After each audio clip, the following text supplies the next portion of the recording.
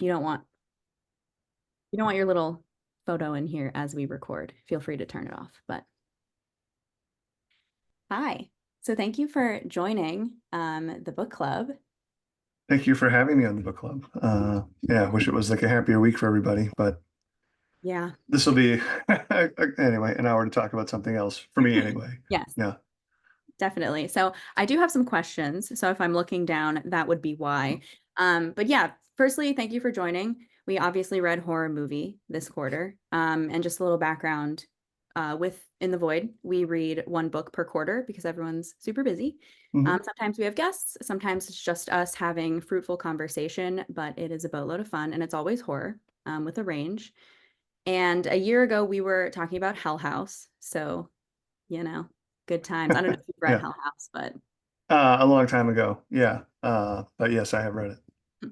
okay. So my first question for you is, your work airs to ambiguity, and that's something that you're known for, and I'm sure that you hear so often when people are talking to you about your experience. Um, do is that something that you want to perpetuate in your books, or is that something that just sort of gets put on you by, the past books that you've written? That's a great question. Probably both.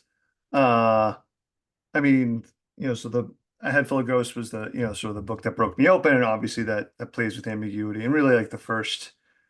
I shouldn't say the first three novels, but like the first three horror novels, that one, Disappearance of Devil's Rock and Cabin at the End of the World, use ambiguity. And for a while, my editor was calling me Mr. Ambiguous Horror. And she also calls me Mr. Sad Horror. So no, she likes giving me names. Um, so, I mean, the short version, it's not like I necessarily go looking for it purposefully. Um, it's, the thing where, like, I think for any writers out there, like, write what you know is bad advice, but like write your obsessions is great advice because they're going to be there anyway. So, um, I'm pretty clearly obsessed with, not knowing or sort of the liminal space in between things. And I think, for me, it's partly because it makes a story feel more real to me. I think um, if I were to ever experience something supernatural, I think um, I'd have a real hard time identifying it. I think it would be really subtle, and I would probably instantly try to explain it away. So I don't know that just keeps sort of coming up within my ideas for certainly for novels. But at the same time, like, I hopefully I'm not like forcing it on there. Like if there is going to be ambiguity, I want it to be part of the theme, part of why the story had to be told that way. Yeah, whether or not it is, I believe with all my heart when I'm doing it is like, oh, this is the best way, at least at the time I'm writing it, to write the story. Um, Yeah, it doesn't yeah, feel like it's a forced piece to your work. It just seems to be something that everyone likes to use as the main point with your work. sure. A lot of Yeah, things. well, because I know it certainly is frustrating for a lot of people. Sorry. Do you think that it allows the reader to be an active participant in your work? Yeah, I mean, I think hopefully every book that's worth anything, allows the reader, I mean, they have to be an active participant, right? I mean, and that's sort of part of what really interested me about writing horror movie, um, was comparing sort of the affects and what horror movies do to our brain and what horror books do to our brain. Like, to make a real clear delineation, movies is usually a much more passive experience, even though it's more visceral because you're seeing the images on the screen. Whereas a book, like the reader, you have to do the work. I mean, you're given the scaffolding, but you have to build, it's shared building material, but you have to build the weird story in your head. However you may experience it, you have to do that work with the book. So yeah, like, to the point, like I don't I don't get readers who don't like that. Or I mean, isn't that like part of the deal? Like as I'm speaking as a reader, for me, like I love that weird feeling of mind melding with whoever it was that wrote the book that I was reading. Like that shared communication to me is a big part of why I read or why I love to read.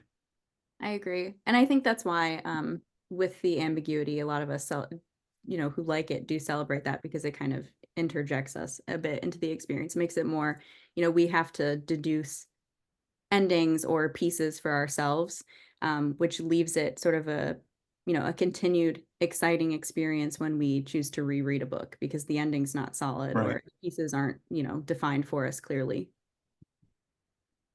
Yeah, Um, well, thank you. I appreciate that. I was just say there's the horror writer Peter Straub. When I go back to reread, I'm always finding different things. So it's not necessarily that he's always using ambiguity. He does sometimes, but no, to me that's the exciting part. Is hopefully a book makes you want to go back to reread it.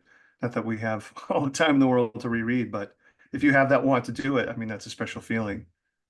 don't remind me that I can't read every book that I like over and Yeah, over. right. What is your favorite Peter Straub? Just or what would be a good choice from his lineup to maybe read as a Oh. group?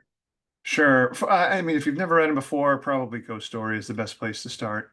That's probably, the more sort of classically horror. Um, but one of my favorite books of his is The Throat, which I've read a couple times. And that's I think, is it the second or the third book? I think it's the second book in the Blue Rose trilogy. But you can read each one individually and not have it like I haven't even read the third book. I don't think mystery. I read Coco, which is interesting. And those books are more like a mix of like thriller, mystery, and horror, serial killer sort of horror.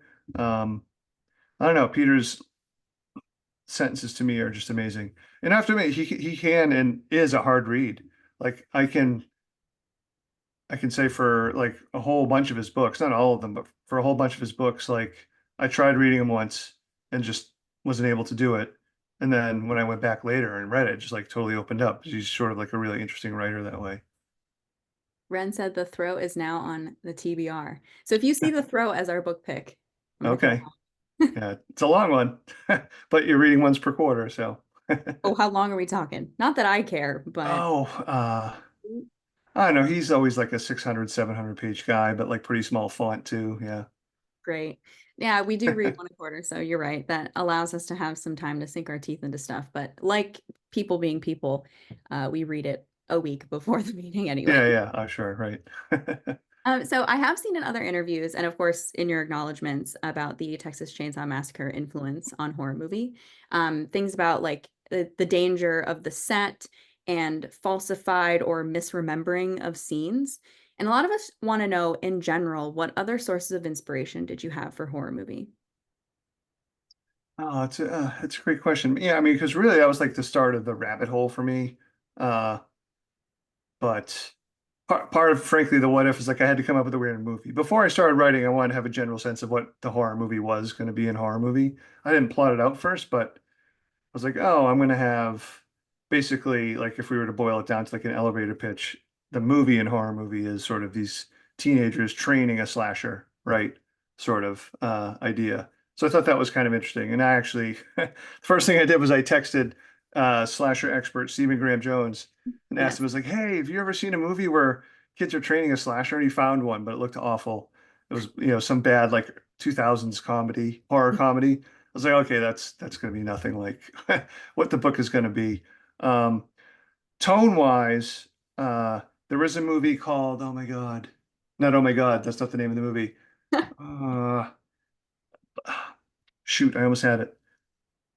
Borgman, Borgman. I think it's Oh, Dutch, Swedish. Borgman. It's a fucked up movie. And initially, I thought I wanted to have an ending like Borgman has, uh, but it wouldn't have worked for a horror movie. But like how that movie made me feel definitely was a part of it. It's a very uncomfortable, uh, sort of indie, disturbing, European film. yeah. Um, Perfect. Borgman's on Peacock. Nice. Yeah. And I think I first heard of it from Victor. I saw Victor Laval posting about it, like his abject love for it. I was like, okay, I better watch this movie then. We have in our Patreon a movie that we watch kind of collectively, not maybe at the same time, but Hmm. that's gonna be a strong contender for November. So thank you. Um, yeah, I would imagine, like, I think all people who create in some capacity, our inspiration comes from different places. So it seems Hmm. like, the tone of something mixed with the idea of something, that you have for the movie, influence from Texas Chainsaw Massacre, those things sort of cobbled together. And that love child is something like horror movie. So Right. yeah, that makes sense. I actually noticed in my read how there are a lot of references to the pieces of House of Leaves that I've read. Now, I feel like that book is like infinitely readable, and I don't know if I've read 15% or 30% or what. Um, but there are a couple things that stuck out to me, like the experimental form, like clips of things that seem to be misplaced or lost or found. And then some of the elements with Carson's storyline. Mhm. So do you like this book, one? And was that an inspiration point for you? I mean, subconsciously, I'm sure, but yes, I love that book. That was like an important thing for me as a writer to read that book, and I actually have managed to read it twice, which I think is an accomplishment Yeah. that should be put on my tombstone. Uh, yeah, no, I mean, in A Head Full of Ghosts, there's a character I named Dr. Davidson, a very small character that Mhm. references A Head Full of Ghosts. So no, I am a sucker for any sort of weird typographical stuff, but as long as it serves a story. I'm sure Mark Danielewski is not in the, maybe he is in the Zoom. Um, Very- Unfortunately for him, or for me, like none of his other books have come close to Yeah. House of Leaves. Um, because when he's doing his typographical stuff, it doesn't feel as organic or as purposeful to the story as it does with House of Leaves. Um, so whenever I come up what I think is like, oh, a fun idea, like I have to make sure that I think it's the best way to tell the story. In a horror movie, I thought it'd been really, I needed the reader to know the whole movie. Mhm. And I thought it'd been really boring just to have characters sitting around talking about the movie. So I'm like, oh, well, I'll include the whole screenplay. And then I was like, oh, then one of the characters, Cleo, who was obviously a hugely important character, um, is going to write the screenplay. And, by the end, not only do you get a lot of her character from it, it is sort of like this weird, in a way, a sort of like a goodbye letter as Mhm. well. Yeah, that piece kind of is like chilling, thinking about it that way, because you're right. Yeah. I don't actually think I thought of that. I As honestly hadn't either until a friend pointed out to me. I was like, oh, right. I guess it is. like, oh, turns out I am secretly putting Easter eggs in my book that I didn't even know. Yeah. Um, yeah, the kind of mixed media form in this book, it speaks to some of that, like using form to benefit a story. So, I have somewhere in my questions that there are, I think Molly asked about there's first person narrative and a movie script. Did you write those at the same time, or did your approach to the novel change as you were writing them? Um, so I wrote the novel. I wrote the novel in the order in which you all read it, with the exception of I think it was the director part one was a little bit later in the book, and I just moved it up Okay. after. But like it was a very small move. Otherwise, yeah, no, I didn't write the whole screenplay first.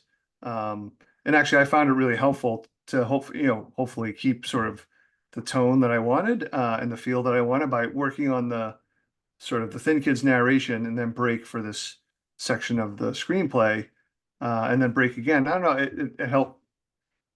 I felt like it helped to keep me feel like I was connected to sort of to all the timelines a little bit Yeah. easier, as opposed to just like trying to do one and then the other. Especially since I hadn't plotted this book out before I wrote it, which I've done for like two-thirds of my books. I did a lot of like keeping like weird, almost like serial killer kind of notes. My notebooks are so bad. Uh, as I went, trying to guess where it was going. Uh, so more than any other book, I didn't. I mean, I sort of had a vague sense of the Thin Kid was going to be on the set of the new movie at the end, but that was all I knew. Mhm. And a lot of the other stuff was sort of fun things that occurred as I went. And I never really wrote a book like that before, with the exception of maybe A Head Full of Ghosts. Mhm. And early on, I kind of thought A Head Full of Ghosts and horror movie were sort of like sibling books in a way. Um, yeah, I don't know. I'm sorry, rambling. No, that's great. All this is great. There's a lot there to kind of pull at. So you said that, obviously the thin kid being on the set. Um, do you think that that was like sort of a nugget that you had that you were trying to achieve? You said that was like one of the staple scenes that you had in mind. And everything up to that was sort of like, surprise, this came out of my fingertips. Uh, yeah, yes and no. I mean, not quite. I mean, I did have a little bit of a plan here and there. Like, oh, I knew I was going to end up at after, I should say, every book starts with some brainstorming, and I take a little bit of notes, even if it's not a full sort of outline kind of thing. Um, but in most of my books, well, obviously I have I know the beginning, and I usually have a vague notion of the ending. Sometimes, like in the case of Paul Bear's Club, I knew the last line, but it's how do I get from A to Z kind of thing.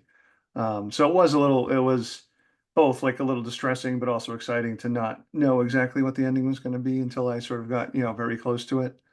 Um, but for example, a thing that I did not anticipate, like, I knew he was going to lose a pinky. I knew that there was going to be some really heavy scenes with Valentina in 2008 when she was, dying of cancer. But I didn't know what was going to actually happen to his finger until about two-thirds of the way through. And then I was like, oh my God, that's awful. I'm going to do that. I feel like your Uh, mind disturbs you while you're coming up with these ideas. You're like questioning why you came up with them. no, honestly, not really. Uh, and part of it's like I'm so close to the gears, like, Hmm. uh, and like so many of everybody here is like, I've written and read a ton of horror, so it's not like I can't be shocked because I totally can be. Um, I don't know. It doesn't feel shocking I mean, it feels shocking and transgressive in a way, in a story way, but not in a personal way, just because, hey, maybe because it came from me, it feels like, oh, like it was a surprise that it came up in the story, but it wasn't a surprise that I thought of it, if that makes sense. That does. I try not to judge myself that way. We have some comments floating around saying that Sure. everyone loves your thin kid costume.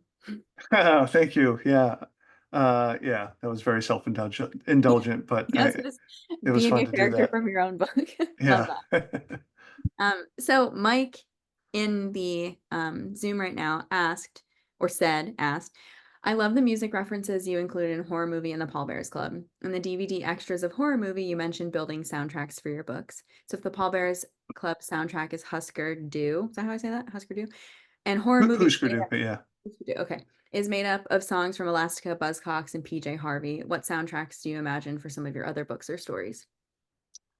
Oh, well, it's funny. Well, I mean, it's been so long. Like, well, A Head Full of Ghosts, I mean, started with a Bad Religion song. Mm. Right around the time I had maybe I should try writing this weird a possession story. Bad Religion had just come out with their record True North. It was February of 2013. And there was a song on that record called My Head is Full of Ghosts. So I was just listening to that a lot. And that was the initial title of the book. And my agent requested a tweak, uh, which was fine. I agreed to it. Um, yeah. So, I mean, Survivor Song, I tried to make feel like a short and fast song, in some ways. And maybe a little bit of a reference to like a Andrew Jackson Jihad, or they refer to themselves as AJJ now. Yeah, so the full soundtracks are sort of like gone from my memory, but I did actually post a big giant fat A Head Full of Ghost playlist that's still out there somewhere on Spotify. I think if you search my name and A Head Full of Ghosts, that'll probably come up. Assemble, find it. We need it. Yeah. Um, yeah, that's a great insight, Mike, that you shared this because I have the normal, not special edition version. Uh, But I do love PJ Harvey, so nice. PJ is great. Yeah. Okay, let's see. So I kind of went out of order. Let me recalibrate. Oh, Nick mentioned there are some similarities between the Thin Kid and Art Barbara from the Paul Bearers Club. Hmm. Both are first-person male narrators who never reveal their real names, and it's questionable just how much of the truth that they're really telling. But even still, they feel like distinct and different characters. Was it a conscious effort on your part when writing The Thin Kid to make him feel different than Art rather than an Art 2.0? Yes, great question, and thank you for reading both books. Um, in a way, like it's like, oh, like the Thin Kid would be kind of like a fun Art Barber character in a different sort of timeline or a different universe. Uh, there's even like a line in the screenplay right after the party happens. Um, the Thin Kid emerges like fully transformed out of the bushes, where I forget which character starts to say his real name. They start to call out I write A dash dash, and Hmm. someone interrupts and says, hey, no, don't say his real name, kind of thing. So I like to imagine that it is art. Um, yeah, however, yeah, they are different. I mean, because, or I hope they're different. Like in the case of the Thin Kid, what he shares in common with art is like, especially when he's not introduced, well, introduced to Cleo, when he's introduced the idea of actually being in this movie, he's pretty vulnerable young adult who, isn't very confident. Um, and that comes across. And I thought that would be really sort of interesting to have this narrator who's now in his 50s talking about that character, and he's clearly changed. Whereas in the Pallbearers Club, part of the reason that's the book's a little bit sad to me is that Art never really changes through all those decades. He's still sort of the same sort of depressive kind of character. Whereas no, this time when you meet the Thin Kid when he's 50, he is sharp-tongued, cynical, maybe even a little cruel, but in the ways that sometimes I wish I could be, especially in dealing with some of those producers. So I was interested in that aspect of it, of taking a little bit of the same Art Barbara Clay, but making like a different character. Art Barbara Clay, that's a good Art way Barbara Clay. to word that. Yeah, there I went upon my read, I did also read the Pallbearers Club. I felt like a little bit of that kind of like person who's maybe a little bit on the outside of things, Mhm. different circumstances, of course. So that kind of that resonates with what you said. We were having a conversation before this about the characters and how compared to maybe like a Head Full of Ghosts or the Pallbearers Club, where we felt a more emotional connection to those characters or we could see ourselves in them. Some of us were feeling like we don't see ourselves in some of these characters and how we're kind of like almost like voyeuristic, like seeing like outside looking in on things that shouldn't be happening. Mm. Was that intentional to kind of keep us at a distance a bit? Oh, that's a really good question. One that has not been asked, which is very cool. Yeah. Um, yeah, I don't know. So, I mean, I figured there might be some distance because, there's the screenplay, which has all the characters' names, right? So, like on your reading brain, you're like, oh, this is building character. I'm like, wait a minute, this is a is the screenplay Valentina the same? Same with Carson, Cleo, obviously too. But then you actually have scenes in which, the Thin Kid is narrating about them. So, yeah, having sort of them sort of like split into almost like dual lives, I think is going to create a little bit of distance there. Um, again, all of it was to sort of just like to muddy and muddle muddle the truth of things. Hopefully that built up, to it being sort of like a scary thing. And just even the idea of like how well do we know anybody, Mhm. which is always sort of a theme that sort of runs through a lot of my stuff. Yeah, and I think that's also something very palpable that a lot of us feel in our day-to-day experiences of like how well do we know others or how Right. safe are we in situations or how honest is the situation. But I think the feeling detached from a character isn't inherently a bad thing. Of course, there's characters we want to relate with, but it's probably, I Yeah. mean, it's probably a good thing that some of us didn't necessarily feel in the shoes of the thin kid, for example. But I think that detached nature made it all that much more terrifying. And what I said before you joined was that knowing the scenes that personally scared me in the book, and I feel like I'm a very tough person to scare. Like I don't like the feeling of looking behind me necessarily, but it's kind of Hmm. nice to get that every once in a while. It makes you feel like a human. But the scenes of like walking to try and find the location where they were filming, and the thin kid was just out of frame. All of that aided in that sort of like detached feeling. And I don't know if you get this comparison a lot. I haven't seen it yet, but Skinamarink. Do people often make that connection with horror movie? Yeah, I was really mad at that movie. Well, Why? only because it came out before the book did, and I was really worried that, oh, are they going to have like a 5 minute static shot scene? And I mean, they do, but they don't. It's not quite the same effect. So, Mhm. no, yeah, no, I totally get that part of it. Especially since the movie itself is the movie in the book, is sort of in the style of Skinamarink, very low budget indie art house, etc. Are secretly psychic. I hope you know that. This wrote it before Skinamarink, and Skinamarink came out, wrote a book about a pandemic before. Yeah, You should probably play the lottery. I should. Yeah. I do have a question that says the extended scene in horror movie felt very deliberate to evoke a sense of dread or unease. And how did you capture that sort of life cycle of emotion of people watching that scene? So like going from curiosity to confusion to almost boredom to then back Right. to fear. how did you figure out that human cycle? Um, so that was like one scene I had in my head for the movie almost from the start. Like that was a scene. I usually always have a scene in a book. I was like, oh, I can't wait to write that scene. That's like my reward of getting through all the hard stuff to get to that scene. So I didn't quite know what it was going to be until I was in it, but I knew I was going to have to hold it for 5 minutes, so or 5 minutes of film time. Uh, so some of it was me trying to be realistic about it, like and just thinking about how would people react, what would they be thinking. Um, so there was that part of it of sort of the, as you mentioned, sort of the different reactions of people, and then sort of coming back to the start of it and really being freaked out by what they've been sitting at staring.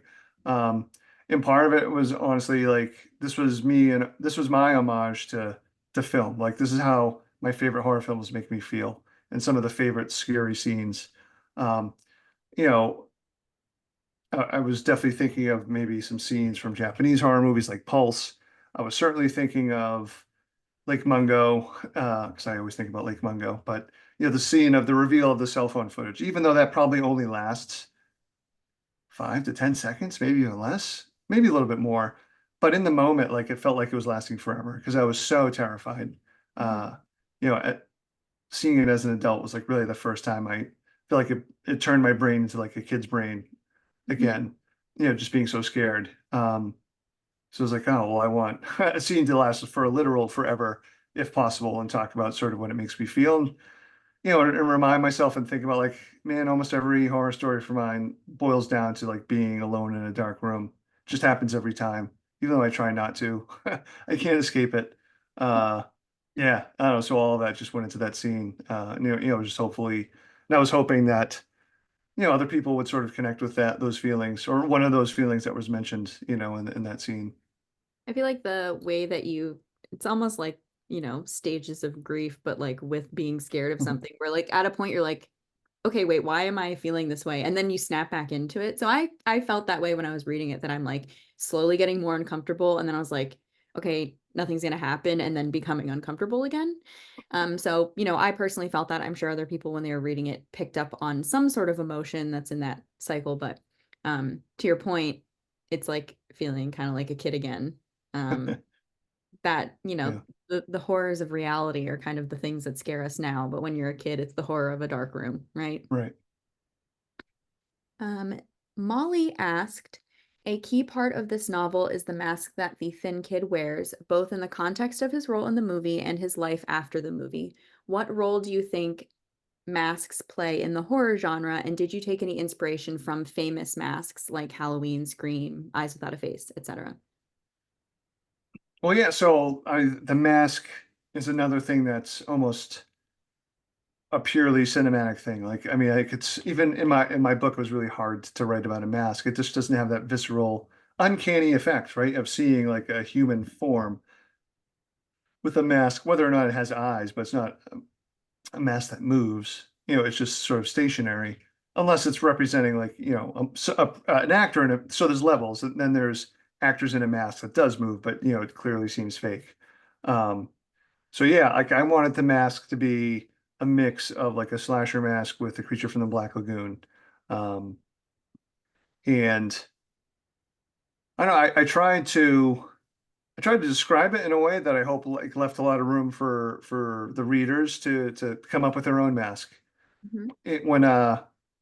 When it comes time for like cover art for my books, my publisher will ask, "Hey, do you have any ideas?" And like I'm not a designer or an artist, so I usually don't. But for this book, I told them whatever you do, you cannot put a mask on this cover, um, because that becomes the mask in the reader's head. It's like it's really important that everybody gets to sort of imagine what their own mask is.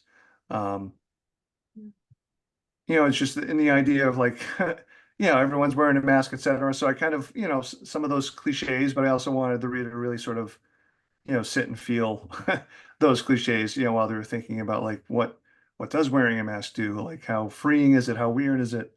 Um, Even though my own very limited experience of putting on a mask is like I can last for like a minute and then my face is just sweating and breaking out. Maybe I haven't bought like any very good masks. Uh, Mask with ventilation is what I'm. yeah. I have two things to say about that. I'm glad that you um kind of talked about the book cover thing because I did hear that before. I believe Nick told me who's in here. Mhm. And I asked our chat if they would share the mask that they had in mind, like find a reference on Google to so we could show you. I have them on a slide for after we have some questions Oh, here cool. to show you what people thought of. So it probably tracks with what you said. But I do have that so that, connects that dot. And then the second thing is I feel like I would be a wonderful mascot. I want to wear like a big head thing. Yeah, I I think feel it's like it would hard. be transformative. My But favorite slightly. masks thing is my son when he was like in late high school. I thought it was going to be the best job in the world, but my wife helped me get a job at a minor league baseball team dressed up as a giant slice of pizza, uh, advertising Papagino's pizza for the Pawtucket Red Sox. And I love seeing the picture of him as slice. Just, Yeah. there's no head. He's just like a slice of pizza with red arm and red legs. He said it was awful. He never wanted to do it again. He said it smelled like a dead Muppet inside that thing. Oh, it didn't Uh, on pizza? That's shocking. no, yeah. I'm surprised So, it wasn't like his face was a pepperoni. no, no face. Yeah. Well, I guess that is closer to anatomical correctness of a slice of pizza. No face. Yeah, anthropomorphizing food is a weird thing. It really bothers my wife Lisa when she sees like talking food. She's like, "That's just so weird. Like we're gonna eat it, and they make it talk and dance and like the M&Ms and stuff. It is kind of weird. I don't know." Yeah, I guess you're right. Now I'm gonna think about that every time I see the little M&M dudes. So Zach asked, do you believe legacy and regret are always as closely tied as they were for the Thin Kid? Oh wow. Uh, Accidental heavy hitter? yeah. I don't know so much about legacy, but regret for sure. It's hard not to as one ages to think about that. Um, and I don't know what the answer is. I mean, there's got to be a balance. I mean, I think it's okay to have regret, but you don't want to ruminate on it. Um, but at the same time, regret can make you a better person. I feel like you truly like, oh, these are mistakes that I made, and I don't want to make them again. Um, which I think makes the thin kid, I hoped, sort of like a compellingly diabolical character because he doesn't seem to live with a ton of regret. I mean, I think he certainly expresses it at the end of the film, like when he's sort of narrating the end of the film, but like the very last chapter, whether or not you think that's actually happening on set, like, he's maybe he's free, or is that what being free of regret means? I don't know. Maybe that's a monstrous thing. That's a really good question. Yeah, that when Zach submitted that, I was like, I have no idea what follow-up I could think of a follow-up question, Yeah. what that would be like, because that is a pretty intense one. But I guess with the concept of legacy with the book, do you think that in the world of horror movie with the legacy of the first movie, do you think that the remake would continue on with that legacy, or do you think it would, not do justice to the original? Oh, I see. Yeah, yeah, yeah. I mean, it's hard not to as like an old who doesn't love reboots of things. Although one of my favorite movies of all time is a reboot, right? The Thing. 1982's The Thing is an action, is a reboot of 1956's The Thing from Another World. But, that movie is so fundamentally different than the original. I mean, that's how you do it. Um, yeah, I mean, it seems to me that most reboots these days, with the exception, even though I haven't really watched them, I think the Evil Dead reboot Mm. is doing it sort of the right way.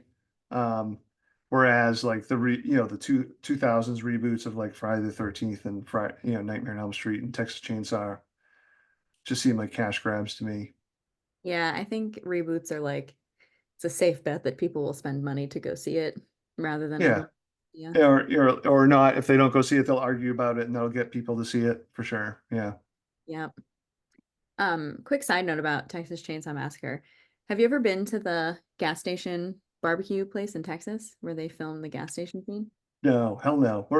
I'm going to Austin next weekend. Okay, it's outside of Austin. Is it? Oh man. Yeah. I'm not gonna have a car. Maybe I should Oh, go hitchhiking. well, it might take you a day to get there. Yeah, It okay. was I did go there outside of Austin earlier this year, and Yeah, yeah, selling actual barbecue out of the gas station felt like I got sausage. I was like, this is probably a bad choice, but that's very funny. Yeah, but yeah, scary. a little scary. Yeah. So some of your earliest works, Swallowing a Donkey's Eye, The Little Sleep, etc., may be classified into different genres: crime, speculative Mhm. fiction, so on. Do you have a defining moment in which you started to focus primarily on horror? I know you mentioned a head full of Oh, things yeah. earlier. Well, so when I first started getting serious about writing, which was in the early 2000s, because I started selling some short stories, and I was primarily writing short stories, and all my short fiction for those 10, 15 years were horror stories in some way. Um, Whereas all my first attempts at novels were mainly humorous in some way, or darkly humorous. Hmm. Which makes sense in retrospect to me because horror and humor are just, two different reactions to the absurdities, to the same absurdities, essentially. Um, so like when I had the idea for A Head Full of Ghosts in 2013, I was really excited because like, oh, I've never written like a horror novel, or at least one that I liked. Like I tried to write one in like the mid 90s. It was an awful King ripoff that'll never see the day of light. Uh, Light of day. Yeah, that's the better way of saying it. The day of light. The hell does that mean? Um, yeah, so I don't know, like, contractually, I'm sort of obligated to write like sort of horror-ish, although my publisher hardly ever says the word horror, which is cool to me. Like, they allow me a pretty wide definition of what is or isn't horror, Sure. or what has horror elements to it. I mean, I don't feel like I'm forcing it because my head goes there anyway, but honestly, early on as a writer, um, the discovery of like I used to say, oh, when I first started writing, say I'm a horror writer, that's my badge. But then a writer that I admired had read a short story that I had sold online. He's like, hey, this is really good. It would have been good even without the horror element. And he wasn't saying that in a mean way, but it made me sort of like sit up and think and go, oh, well, maybe I don't have to force everything to be a horror story. I can just try to serve the story, whatever it is supposed to be. My interests are going to go a certain way anyway. And I felt like that was like a really important thing for me as a writer. Um, to finding my voice, to finding like my own obsessions, as opposed to trying to force it into being something that other people what they might imagine horror is, because everyone's got a different definition of it, which is cool, and I like it that way. But I also don't want to try to conform my writing to some imagined sort of standard for horror. Yeah, horror can be a bit slippery in how people define it, especially when it crosses over boundary lines of other genres, like you Yeah, mentioned. Was there a reason that you chose to write things in a horror sphere or a crime sphere at any point? Was it just what you felt like doing? just was with the stories. It was reflecting what I was reading, what I was interested in, my ideas. And honestly, like the crime stories were a total surprise. Like Hmm. the first chapter of The Little Sleep features a stereotype of a private eye in a big city office, and a beautiful woman walks in, and she holds up her fingers, and they're the bases of her fingers are wrapped in bandages, and she says, "Someone stole my fingers," and you have to find out and put, stole my fingers and replace them with somebody else's. You have to find my fingers. So when I first had that idea, I was like, oh, I'm gonna do like this weird horror, science fiction, Philip K. Dick kind of detective story. But I had no idea, and I put it away for almost a year until I stumbled across reading about narcolepsy. And I was like, oh, it occurred to me, okay, this wasn't real. He was dreaming and having a hallucination. So honestly, I had to like give myself a little bit of a crash course in classic noir fiction because I had read some, but not a lot. So it Sure. was really weird when that book came out in 2008 and people were introducing me. No, 2009. As, hey, here's Paul Tremblay, crime writer. I'm like, who's that? Like, I definitely did not think of myself as a crime writer. I just happened to write these stories. And I was even being obnoxious. I was telling people, oh, it's a crime story, but I wrote it with a horror attitude, whatever that means. Uh, at the time, it meant that, oh, it's not safe. Anything can happen within the book, which is, you could say that about sort of any book. Obviously, I was just a little bit like feeling nervous about like, I don't know. I'm definitely not a crime writer. I'm a writer who wrote something in crime, but I don't know. Yeah, there's, I think, something to be said for that when someone kind of turns a mirror around almost and is like, no, this is you and your identity based on what they know about you. And you're like, that's not right. It almost Yeah. maybe recalibrates you to understand that that's not the path you want to go or the Yeah. representation that necessarily suits you. There's a lot of messages. Okay. I have a couple more questions. Um, Sure. You. Emily asked, how involved were you with the audiobook production? And then for those who did not listen, it has a full cast narrator, scripted parts, background noise, pages being turned, throats being cleared, and the occasional. Yeah. Uh, Now so the past two books, I mean, they have always killed it, but the past two books especially, they've really gone all out. Actually, I would probably say three books, because for the short story collection, they had different voices for most of the stories too. But yeah, the only thing I told them was like, hey, probably for the audiobook, there should be a male narrator for the thin kid, but there should be a female narrator for the screenplay because Cleo wrote this. And Mhm. now that was the only thing I told them. Typically what happens is the HarperCollins will send me like, here's three people, listen to 5 minutes of them reading and give us like your preferred your preferred choices. But when they came back with their plan, they said, hey, this is what we're going to do, like with the live dramatic reading, like, oh my God, that's amazing. I I usually don't listen to my audiobooks from start to finish just because they make me feel weird and I get cringy about it. Yeah. But I have to admit, I listened to a head full of ghosts and fucking loved it. I was just laughing. It was like, because it was so much fun. They just did such a great job. And the guy who did the Thin Kid, I thought just nailed his voice. Um, I still get messages occasionally from people, random DMs, were like, hey, do you know they put out a audiobook that's got errors on it? I'm like, no, they did that on purpose. Don't worry about it. You didn't get like the error, the Huh. error audiobook. Yeah, Ren asked, why did they edit out some of the lines in the audiobook? Is that what you're referring to? That that was like an intentional omission? Did they edit out? I didn't know that, but like I Oh, think they were referring to people had to repeat lines. No, I don't ah, think did they edit out lines? I didn't sit and read it side by side with the book, but when I listened to it, I didn't hear anything that was missing, I don't think. But there well, was like the clearing of the throat, laughing. You could hear the pages turning. This is when they're reading the screenplay. And the actor sometimes having to say the same line over and over again. I mean, that's not in the book. yeah, that makes sense. Ren said not to be Huh, weird, but they did. So I guess interesting. I'm sorry to tell you that. Well, that's okay. That- Maybe Ren's a liar. I don't know. He's an unreliable I'm narrator. not calling you a They're an liar, man. unreliable Yeah. narrator. Yeah. Jen said, this is fairly unrelated to the actual horror and horror movie, but as a reader who grew up with social media and online stan culture, this was the first book I've read that includes social media and fan discourse that did not make me cringe. Thank So you. props. I Yeah. agree with that. There are often times in which I'm reading something that's set in a modern age and I'm like, I'm uncomfortable because I'm living this, but it's such a reality, like having cell phones and those forms of communication, Right. very real. So Well, thank you. I've included that stuff in a lot of my books, and sometimes you get pushback because like you'll run into an editor who goes like, "Oh, if you include that in there," not my editor, but that'll age the book, which just drives me nuts. Like, well, where's the cutoff for timeless fiction? Was it in the 90s when we had phones, like plug-in phones? I mean, that's what you would have heard back then. Like, oh, you can't use cell phones. And even with my middle grade book that's coming out next summer, they were like, "Oh, you shouldn't mention YouTube because that'll age the book." It's like you would prefer that I make up some online video platform and have to describe what it does instead of just saying YouTube. It's ridiculous. It's like, no, the book was written now, and yeah. if people are reading it, if there are weird cockroach human hybrids in 50 years reading books still when they read it, this will be, oh, this is a story that takes place in 2020, whatever. Uh, that's what the story is about. Like if it does its job, the quote unquote world building is already there. So anyway, thank you. I appreciate that. I'm glad it felt authentic. I hope that cockroaches are not the thing that is the human hybrid, by the way. Hate Yeah. that. Also, they said clutch Lobster human pearls. hybrids, lobstrosities. Loves- Yeah. I'm currently reading the Dark Tower series for the first time, Ah. Friggin' and Nick.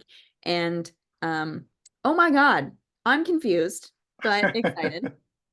Um, Ren said, clutches pearls, I would never lie about that. So they are not a Oh, that's interesting. I'll have to investigate because I did a panel this weekend with a woman who does perform audiobooks and like contractually they can't leave out anything. Even typically they have to read every word. Like even if like they're reading dialogue and they think it sounds clunky with as it's written, they have to, which is a challenge, which is like a weird sort of like form of adaptation almost that we were discussing. Cause like, you know, if I were writing for an audio drama, I would write it slightly differently than I would for a book because audio reading is reading.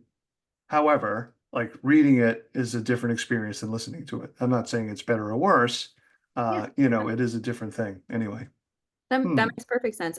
Hamlin said, I've seen that with audiobooks versus printed, it's an earlier draft used for the audio. So we don't want anyone Hmm. fired. We're just Yeah, yeah. Oh no, no, yeah. I wasn't gonna go clean house. we started a domino effect of Yeah, error.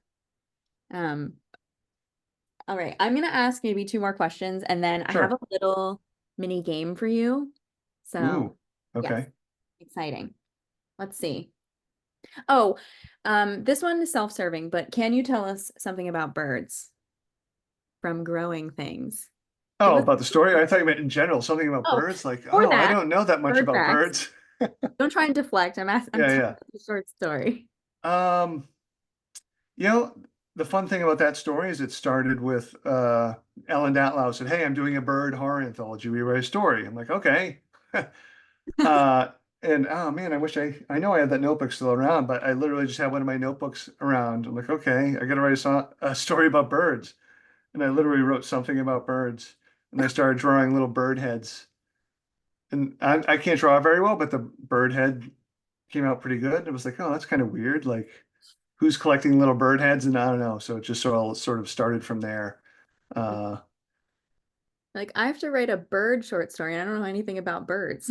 yeah, right. I know. I don't know a lot about birds. Are birds even real? I don't think that they are. Yeah, I Point. think they are. Yeah. Okay, so then last question. Let's see. Zach asked, "What are your favorite cult classic films?" Favorite cult classic films.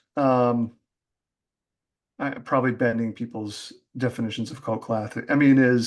Nothing too off the radar, I don't think. I think Night of the Living Dead, does that qualify as I think cult or that just classic? whatever you Uh want to answer is the answer. So whatever. man, I wish I had that question beforehand. No, I'm not saying that you should have sent it to me just because I'm so bad at thinking of titles. I Okay, haven't well, seen it in don't decades, stress but I'm about going to call this a cult film. But I hope it's not awful. Does anyone remember like a late 80s movie called Trancers? Uh, Tim Thomerson, I think, is the actor. I love that movie. It's probably awful. Uh, it. but that was just what was on HBO in like 1989, and I watched it like 20 times. Yeah. Well, don't stress too much about it. Okay. Yeah. It's not, we're not going to hold you to it. It's just going to be permanently concrete. It's a permanent part of the record. Yes. Well, that's actually a perfect segue of my little game that I have for you. So I am going to share my screen with everybody. All right. Don't look, close your eyes. Okay. Oh, me? Close my. Oh, I didn't see that. Okay. I see. Yep. So, movie association, I have 8, I think, movies. They're posters. And I would like you to quickly react and say the first thing that comes to mind, whether it's a word or your feelings about it or something, Oh boy. anything. Okay. It shouldn't be too hard. There's only 8, but Okay. Uh, uh, I was gonna say shock. Uh, for like the last week and a half, we've just been making fun of our Boston accents with my mother and my cousin. So we were just saying shock to people in New York, and they're like, "What are you saying?" Um, but my real answer is Quint I or like that Quint. fake answer to seeing a Jaws movie poster is shark. That's Shock. perfect. Love it. Okay, ready for the next one? Yes, I'm playing poorly, I know. Of course. I was gonna be so literal. I'm just saying chainsaw. You know what? I'm gonna say my uh, psychopathic younger brother. He's not really psychopathic, but he watched this movie when he was 10 years old. That's like the first thing I think about when I see this movie. Like his fifth grade birthday party, they watched this movie at his friends at a sleepover. Uh, That's funny. yeah, And and I didn't watch it for my first time until I was like in my 30s. I was too afraid. yep, that tracks, I think, with everything we read of it being so, Yeah. ingrained in you. It's like you had adult brain putting your eyes all over it. Ready for the next one? Okay. I don't know if you've seen this one, but I would hope.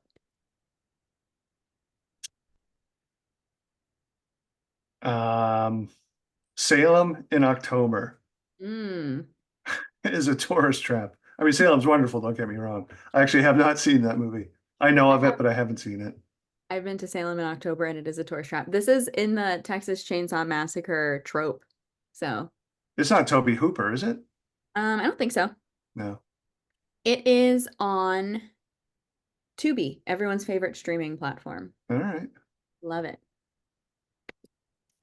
Of The course. best. Just the best. Man, Nokia cell phone. Can't do that Nokia cell phone. Perfect. Is that considered timeless medium? No, right? Yeah, no.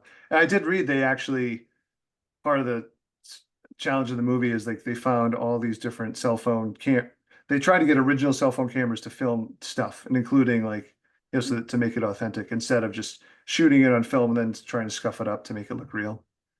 That's pretty cool. Yeah. All right. Next one.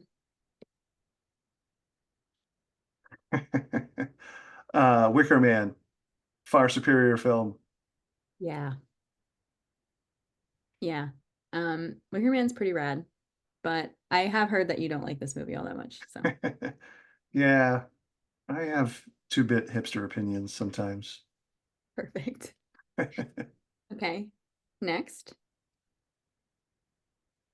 Alien, the original is better, but knife on a knife between fingers on a desk. Oh, That's my lasting image of this. cool. All right. A kid's birthday party. It's a happy clown, right? I have not seen Terrifier. What? I know my gore level and that I know it far surpasses it. Can can I bore people with a really quick story about Terrifier though? Like it's not Yes. that. Hit us. So, uh, a few years back, I was at a film festival and I saw Terrified or Aterrados, Argentinian film. The same director who did when Evil Lurks, if you all have seen Where Evil Lurks or When Evil Lurks, which is a great film. But anyway, Terrified scared the shit out of me. And I recommended it to a friend, Phil Gillette. He's a filmmaker who lives in Providence. Anyway, so I told Phil, hey, so you should watch this movie, Terrified. Then Phil sent me this really long email, and he wrote it like this. He's like, my friend Paul recommended I see this movie, and I turned it on. There was like this weird serial killing clown in it. My friend Paul liked this? And then he proceeded to describe like every kill and ended with, him sawing a woman in half. He's like, my Mhm. friend Paul loved this, really? And at the end of the movie, he's like, then I realized it was a different movie that he recommended. So for a long time, I've been very careful that when I recommend Terrified, I say it's not Terrifier, it's Terrified. If you see a clown, that's a different movie. That is really funny. And I would have guessed maybe you would have seen this, but that's interesting. I guess it's not in your like maybe genre. No, I'm kind of I mean, I wouldn't say I'm a full gore wimp. Like compared to the general public, I'm gore strong, but maybe compared to the horror viewing world, I'm kind of I scale more towards the gore wimpy side. Paul Tremblay, Gore Strong. Is Gore that strong. um I just watched the third one 2 days ago Uh-huh. and I love Art the Clown. Anyway, Well, next. my really quickly, so my younger brother, who's a little, a little bit too horror. I mentioned before his 14-year-old son is my nephew. My 14-year-old nephew has already seen all three Terrifiers, and he actually was dressed up as a very convincing Art the Clown in a Santa Claus suit for Halloween. Oh my God. I love that. Well, I shouldn't love that because it's a young age, but that's Yeah, yeah. He's Art the Clown is a star. Maybe you should check him out. Just yeah. saying. All right. Ready for the next one? Okay. I think this might be the last one. All right. I've already talked way too much for these. Uh, what was I gonna say is really clever? Blood test. My favorite. Just testing blood. I wish I could do that all the time. Cut people's thumbs, put it in petri dishes, test their blood, and maybe rig it somehow so it does jump out. That would be amazing. Oh, that if I was good at Halloween costumes, that would be a blood test. Well, you were the thin kid. Yeah, but there really wasn't a lot of effort into that. Yeah. I don't know about that. Those feel like they're on equal levels of, but you brought up two of these movies already in the conversation, Mhm. so I was like, perfect. I think the next slide is not a movie association, so thank you for playing. Nice job. You did Okay. say a lot of things, but they were good. Yeah, I definitely, if this was like a Rorschach ink blot test, I definitely failed. You came up with, you know, Shock. That was my best yeah, answer, I think. right. It's perfect. I think the next slide is the masks that we talked about. So, Oh, cool. just a few, because again, everyone had a Yep. different mental image, but a lot of them were the same. So here they are. Yeah, Sleestacky for sure. I feel like this like kind of tracks with the mental image and the description. Yeah, I had quite a few people have mentioned The Haunted Mask to me, which I haven't read. Yeah, I was just a little bit too old to be reading Goosebumps in the 90s. Yeah, Uh, but yeah, no, those are cool masks. I mean, how can you not love a creature mask? it's true. It's very Um, true. I like the tongue on the one on the top right. It's pretty. yeah, it's a witchy looking mask, but yeah, that's definitely a gross tongue. Yes. Emma said never too old to read Goosebumps. This is true. Yeah. True. I feel like and you may be able to speak to this. Middle grade horror is really interesting because you can't use the normal tactics of shock and, vulgarity. Are you Yeah. finding it's a challenge to write something scary to a different audience? Um, so I mean, I just wrote this book because I hadn't had the idea. It wasn't like I was planning, oh, I'm going to write, you know, pivot to middle grades. Like, no, I just happened to have this idea that featured a 12-year-old protagonist.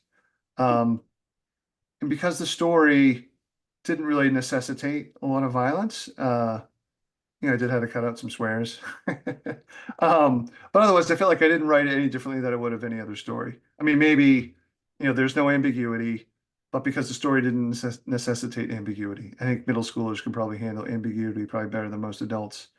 Um, and not a spoiler, it kind of has like the kid will overcome at the end. Mhm. They don't like the middle graders to be reading bummer endings necessarily. But again, it was right for the story. Um, so I don't know. I mean, I'm a terrible judge of what's scary or not of my own stuff, but I think this is one of my creepier books. I mean, Nice. I think it gets pretty damn creepy. And part of how the book happened is a friend of mine sent me like literally like you people recommend you books all the time, but this person went through the trouble of actually buying a copy and mailing it to me. It's like, oh, I better read this then. It's called Kenneth Oppel's The Nest. Um, and it was just a beautifully written, really scary book. And I was like, oh, I didn't know you could do that in middle grade. Yeah, I just sort of put that in the back of my head. So later, when I had the idea for another, which is what it's called, I'll be sharing the cover hopefully within the next week or so. So one of the fun things about middle grade is you get an illustrator. So there's like 7 or 8 illustrations in the book, and they're really cool. Are they in color or are they grayscale inside? They'll be grayscale inside. Yeah, Oh, color would be really expensive, I think. probably. But the cover is his illustration too. Nice. I can't wait to see. Yeah. Awesome. So if you have a couple more minutes, Yep. to ask, we'll do some Q&A. Everyone can ask questions. But before we do that, I always forget. Can we take a picture with our books, everybody? If you have it, Yay. on. If you don't have the book with you, hold up your hand and I can Photoshop it, or the bookmark, which I see. I have Michael, a book. what? Where'd you get that? All right. Um, I see there are, is it 2 pages? I have 2 pages of video, so everyone kind of just hold them up for a little. I'm gonna like take some photos and move around the room. All right. Smile. Mike, I love your clutch sweatshirt, by the way. Yeah. Better represented. Mercy Brown. And everyone, one more. Sorry. Thank you. Cool. Thanks. I'm very forgetful with that, but usually Hamlin reminds me. Mhm. Also, Hamlin, you're gonna have to tell us what movie you have on in the background, which is like every meeting he's in is a movie that's relating to the vibe. So I was super lazy and I just put on Shudder's like 20 greatest series. It's just so I don't know. I just like having this background noise. It's fun. Okay, does anybody have any questions? Take the floor. Take the mic. And Sure, I'll ask a question. Right. So I was curious because of the ambiguous way that you write things. Do you know things that you intentionally keep out? Do you know what's happening? Don't tell me because I don't want to know and ruin, yeah. but do you know, I guess, like, for example, in horror movie, I would think there's a lot of times you can't trust what the thin kid says. Do you know when he's telling the truth, or do you also kind of like, no idea? Um, well, I would back up to like I would say, for example, like the books that feel actually more ambiguous to me, like A Head Full of Ghosts, for example. Excuse me. I mean, that one, like I purposely divorce myself from thinking, oh, there's a true answer and there's not a true answer. Because I felt like if I thought there was a true answer, that would leak out into the book. And, for me, like if A Head Full of Ghosts is scary at all, it's because we don't know. Like to me, that's just like a fundamentally scary thing. Um, and I wrote The Cabin at the End of the World the same way. However, now that the movie happened, I allow myself an opinion about whether an apocalypse is truly happening or not. But when I was writing it, it didn't matter to me. Um, with I think it's a different kind of ambiguity in horror movie. Um,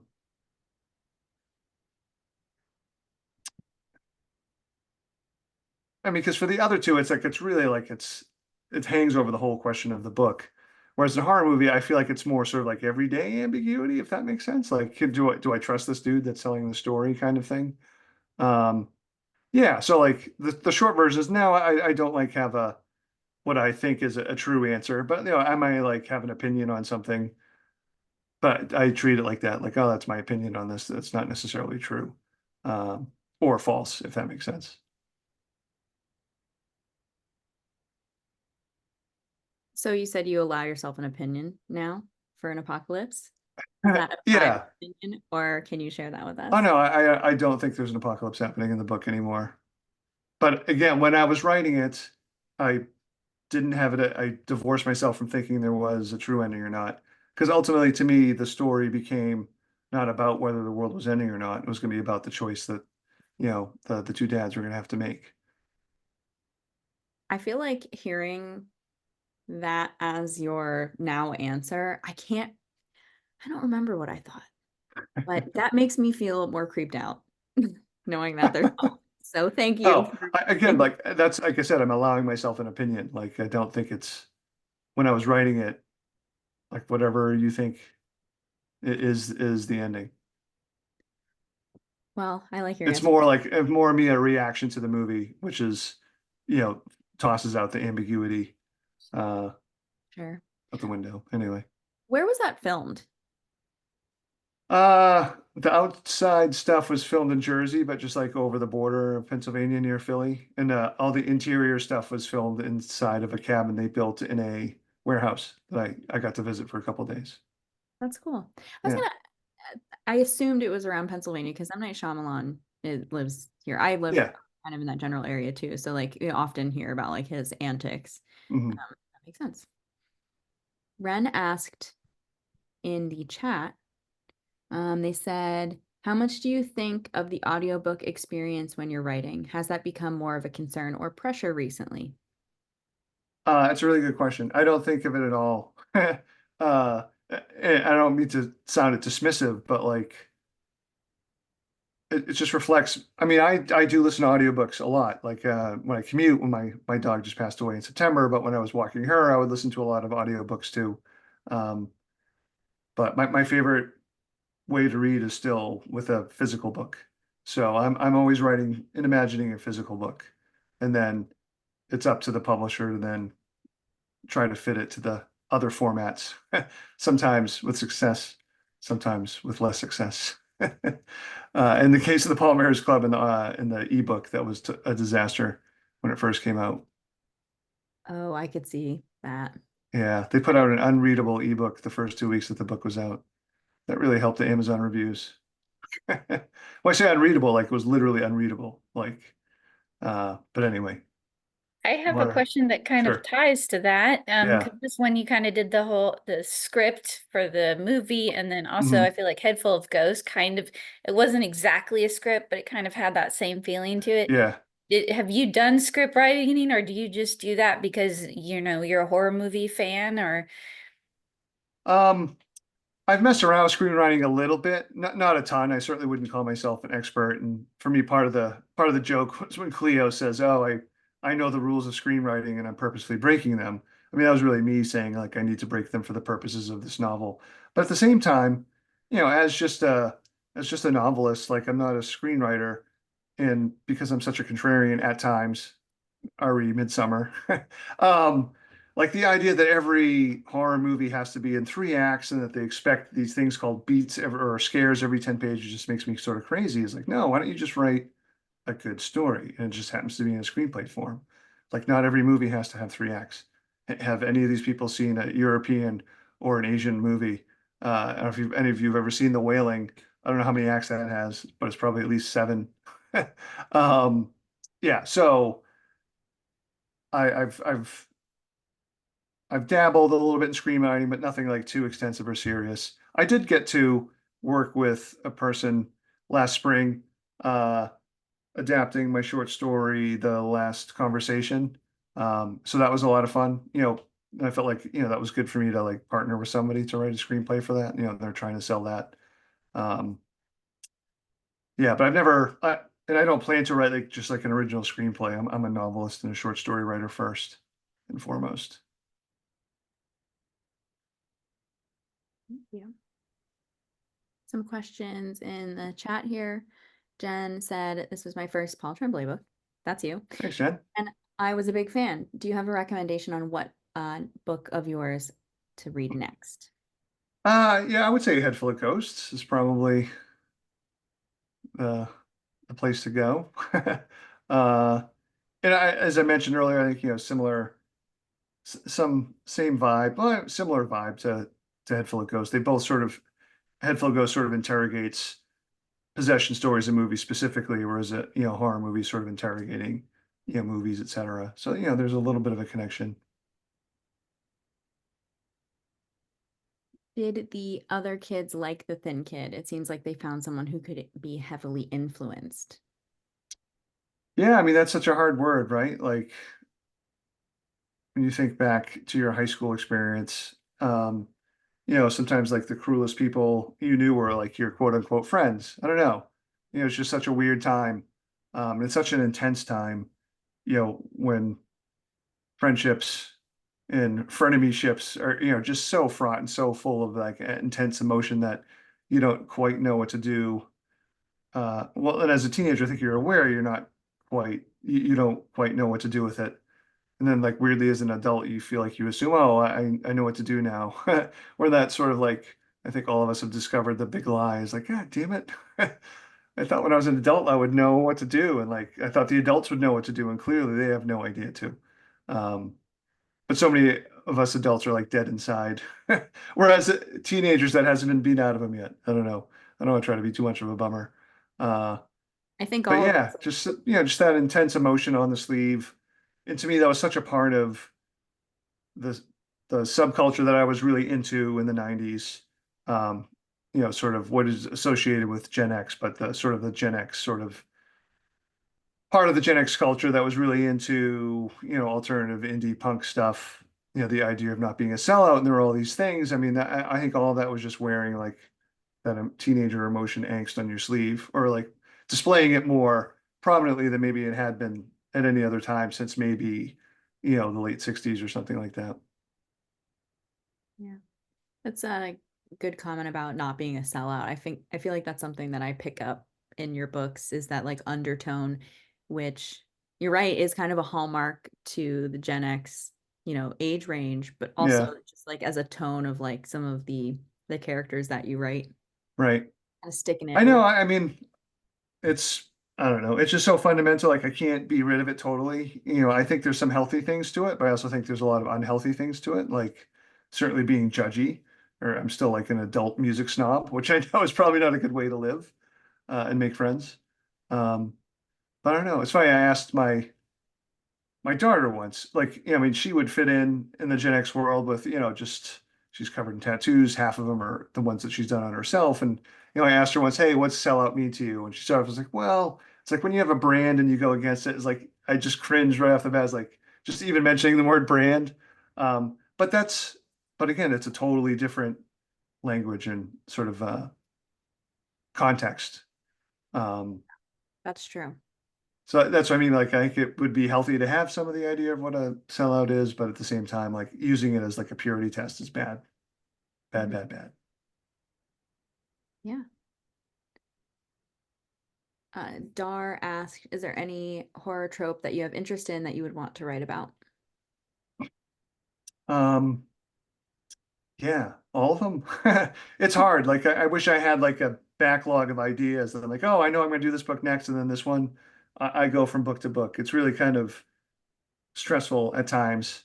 In the case of a horror movie, like I was actually thinking of writing this other book, and I could tell that I really wasn't in love with it, which was scary because I needed a new book. But then, like, the book sort of like, the rabbit hole thing happened and it came together fairly quickly, which was really cool. Yeah. So I don't know. I'd said for a long time that I want to write like a giant monster novel, as in like a novel in which there's a giant monster. Not a big one. Although like actually I would like to write I don't know if I ever could write a big fat novel though. But I feel like I've scratched that giant monster itch a bunch with short fiction and the novella and The Beast You Are lately as well. So I don't know. It's funny. A friend of mine suggested I write like some sort of cosmic horror book, and I've actually been sort of thinking about that. I've had a little bit of a few ideas. We'll see. So I don't know. Cosmic horror is the one sort of subset of horror that I have a very hard time with. I don't know what it is about it, but Yeah. I'd be Well, I curious. feel like in a way, I already wrote one. I think The Cabinet at the End of the World is if you do think that there's some sort of supernatural universe entity involved, that's a cosmic horror novel. In a lot of ways, you know, in The Cabinet at the End of the World, like my fear of, oh, if there is a God and he's a awful, shitty person, that's my fear. So if you believe that stuff is happening in that book, I mean that's pretty cosmic horror-y to me. Well, you have written the only cosmic horror book that I've liked. Thank you. Yeah, like when I say cosmic horror, I don't mean like, Lovecraftian tentacle stuff. But I don't honestly, like sometimes that's like that gets me excited. Like I also mentioned Cabin again, like, oh, I don't like home invasion stories. Oh, I wrote one. Like I don't really love slasher movies, and now I've written a couple of slasher-y things, horror movie included. So yeah, no, it's fun to have those ideas where like, oh, how would I do this? Or how would I try to do this? Yeah, Sarah, read The Fisherman. Sorry, I just saw that chat come up. That should be your next book. I know it's behind me and I can Oh. feel it looking at me because it knows I don't want to read it. I know I need to. I know. Yeah, it's all right. I don't want to be a hater, but I can't. I have such a hard time with cosmic horror that I'm afraid I won't go into it with an attitude, and that's not good. So I I need think if I if only no one had said that it was cosmic horror to you, I just think if you read it, you'd be like, oh man. If they described it as, hey, there's a giant monster in this book. the stupid Maybe. internet giving me all the Stupid answers I internet. don't want yet Yeah, again. right. And I mean, one of the best books of the century, Our Share of Night by Mariana Enriquez. That I do have, and don't tell me. I'm not gonna tell you, but it's one of the best books of the century. I've read it twice already. All right. I got a question. Yeah, sorry. Oh no, I was just gonna say, I'm just curious, what's your favorite non-horror book? And then what's your favorite horror book? And then just one more thing. So I work at the library and I shelve books all the time. And I shelved this book, Dean Koontz, The House at the End of the World. Why Yeah. were you aware of that? Like, Yeah, when it came out, people mentioned it to me. Yeah. okay. I was just curious when it came out. I was like, why in the world would he name this? Isn't he aware of your book? anyway, I just thought it was curious. Well, I'm sure he wasn't aware of it. I mean, I don't get too upset about titles. I mean, even my own title, honestly, is a riff on. There's a lot of at the end of the world titles. Haruki Murakami's Hard-Boiled Wonderland at the end of the world. It was kind of. I mean, I enjoyed seeing people get like bothered on my behalf, which is always kind of fun as a shit stirrer, I guess. I don't know, but yeah, no, it was fine. Favorite non-horror book? Oh man, I used to reread Slaughterhouse-Five by Kurt Vonnegut after teaching every year in June. I should go back to that. I used to read that. I think I had like a 10-year streak of that going. Um, and can I just mention like a newer writer, writer this century, not horror, just one of my absolute favorite writers, Patrick DeWitt. He wrote The Sisters Brothers, more recently The Librarianist. You should read The Librarianist if you haven't read it. Yeah, he is someone who's just amazing. Favorite horror book? I mean, I mentioned House of Leaves. I mean, Stephen King's The Stand helped turn me into a reader. And I mentioned Mariana's book, so that's a good sampling. Great I have stuff. a question. Will we ever get to see a return of the Thin Kid or a sequel to the horror movie? And if yes or no to that, have you ever considered doing a sequel to any of your stories or books? I haven't really, unless I just get really desperate for money. Although who knows if any of those would sell. I mean, with the head full I will say what I like to do more than think in terms of sequels is I like doing short stories that have little weird connections to the books at times. So I've definitely written a handful of what I call Marjorie Mary stories. The two sisters in A Head Full of Ghosts, part of their relationship is that the older sister tells the younger sister kind of creepy stories. So I've written some of those stories that the sister tells to her. I wouldn't necessarily call it a sequel, although the original novelette in Growing Things called The 13th Temple, or is it Tower? Man, I can't remember my own titles. The 13th something is sort of like takes place after A Head Full of Ghosts. So horror movie, I mean, it's so close. I haven't thought of a sequel.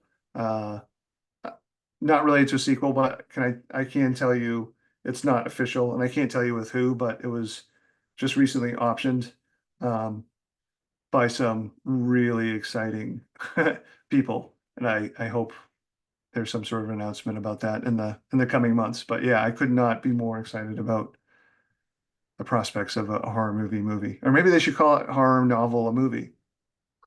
I don't know. It should go the other way. Is that more grammatically correct than the title of? Yeah, Knock at the Cabin. Oh boy, my editor, she's so funny. I mean, she's been around for a while, and grammar means something to her. Every time I say that title to her, she just gets upset. It's very funny. I like saying it in a British accent. So it's like a knock at the cabin. Yeah, Yeah, nice. that was a bad British accent. It's not as good as shock. So true. It's past everyone in England's bedtime. It is, yeah. This hour, so your impression will have to do.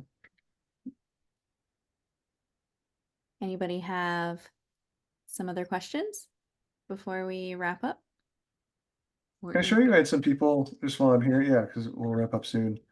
Yeah. But the summer of Taylor Swift, I had some readers make like Thin Kid friendship bracelet. Like, oh, that's pretty cool. That's fun. Yeah, / I have them hanging over my weird like creepy doll over here. Yeah, give us show and tell. We had when Josh Mallerman joined, he gave us a full tour of his office. So I think he Oh, can show us well, I some won't do a goodies. full tour, but let's see what I can unplug here without losing you, everybody. So this room is a mess. Like, it's not even like a room. Like, there's curtains, like, because the house is kind of like open concept. Yeah. Okay, so In the this is the other side of my desk. Love it. So Oh, here's the friendship bracelets. Godzilla. This doll is creepy as hell, though. I don't know why I bought it. It's too scary. to keep you on edge while you're writing. More Godzilla dolls. Nice. Yeah, Cool. that's about it. Thank you. my old house, when I did have an office, it's all the other stuff is like in boxes in the basement, and I've been here for 10 years and they're still in the boxes. That sounds about right. I live that way. Awesome. Okay, last call. Does anyone want to give a final question? Does the red paint help with writing? I'm gonna say yes. It's fine. This room has been red since we moved in here. Like I was sort of writing in a different room, but yeah, no, the red paint, it's held up. But what's behind, well, I won't show you because Lisa would kill me if I started going through the rest of the house. But Lisa chose this. It's really cool, but we have a black wall in the stairwell. And when we first moved in, she told the painters, like, no, I want a black accent wall, like pitch black. And he was like, it's gonna look terrible. And she just insisted. And when the guy did it, he was like, you know what, this looks really good. John Langan, who you've been besmirching, Sarah. I'm Okay. joking. No, it's fine. I He beef wrote with him now. Ellen Datlow did an anthology called Final Cuts. So this actually goes with horror movie in a way, because all the stories in it are about movies in some way. It's a really fun anthology. And John has a novella at the very end called Altered Me, Altered Beast or something like that. But I'm a character, he's him essentially, except that son of a bitch, he he called my character Gaeton Cornichon. Cornichon is French for like little pickle. Gaeton is my middle name. But it's a really creepy story where, like, semi-spoiler, I'm essentially like a Dracula figure or become one. But the black wall becomes like a big deal in the story anyway. That's probably No, like and John, like, he's an amazing writer. In some ways, it felt a little bit uncomfortable because some of the story is told through emails, not our actual emails, but he got my voice perfectly, like to the point where it's like, oh, you just start like cringing. It's like he sounds like, do I sound like that? I do. Anyway, yeah. you are memorialized as interesting toned via email vampire. Yeah. at the I got my bottom. yeah, I got my sort of revenge with the story In Bloom, which was on Amazon. Was it We were this just past spring? celebrating that in the Yeah. chat. Y'all loved it. Yeah, so the character Jimmy Lang is John Langan, and it's definitely sort of an homage to the fisherman, because Jimmy Lang is telling the main part of the story in this diner, and something like that similarly happens in the fisherman as well. Yo, Paul, Yeah. I just got these. Which is best? Which one should I start with? Oh, the Wide Carnivorous Sky, I think is like I mean, both are great, but that one is like a must. Okay, cool. Yeah. Yo, Paul. So Yo. that was what Pamela said. Yo, Paul. Okay, I guess final question to wrap this up. Can you give us a book recommendation of like an older horror novel that we should consider reading that's not The Throat? Okay. How weird and uncomfortable and skeevy do you want to get? Well, you know what? I would say very, but that's Okay. my opinion. So All right. whatever. So, there's some warnings, and honestly, if you want more sort of content stuff, I'm happy to supply it. But there was a British author named Stephen Gregory who wrote this novel called The Cormorant. And it was reissued by Valancourt within the last few years. I love this book. It is so weird. And I'm going to do this without spoilers, but so it takes place in England, well, in Wales eventually, but there's this, guy in his 30s who's a school teacher, has a wife and a young, like a 1 or 2 year old kid. And they want to get out of the London rat race, and his uncle, like some uncle, like I don't even know how well he knew this uncle, but died in Wales and left them his house in the wilds of Wales. So it's a free house with the stipulation it's theirs as long as he takes care of his pet cormorant, Archie. And Archie is an asshole. Or maybe Archie's possessed by something supernatural. It starts off like fun, and it is fun, but then it just gets so weird and dark and messed up.